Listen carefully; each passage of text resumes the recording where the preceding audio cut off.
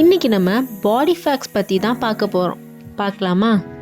வேர்வையில் எந்த நாற்றமும் இருக்காதான். அப்புறம் எப்படி ஸ்வெட் நம்மளுக்கு நாற்றம் அடிக்குதுன்னு கேட்பீங்க.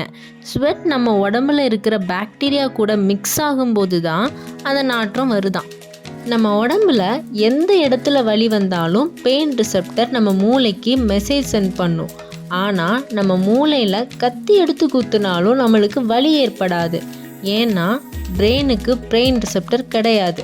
அப்புறம் எப்படி பிரெயின் டியூமருக்கு வலிக்குதுன்னு கேட்பீங்க. அது ஏன்னா பிரெயின் டியூமர் வரும்போது பிரெயினை சார்ந்த நரம்புகளுக்கு ப்ரெஷர் கொடுக்குது. நம்ம உடம்புல கல்லீரல் ரீக்ரோ ஆகும்னு சொன்னால் நம்புவீங்களா? ஆமாங்க, லிவர் டிரான்ஸ்பிளான்ட் பண்ணணுன்னா இறந்து போனவங்களோட லிவர் எடுப்பாங்க. அப்படி இல்லைன்னா உயிரோடு இருக்கிறவங்க உடம்புல இருந்து பாதி லிவரை எடுத்து பேஷண்டோட உடம்புல வைப்பாங்க. அந்த பாதி லிவர் பேஷண்டோட உடம்புல தான் மீண்டும் வளரும்.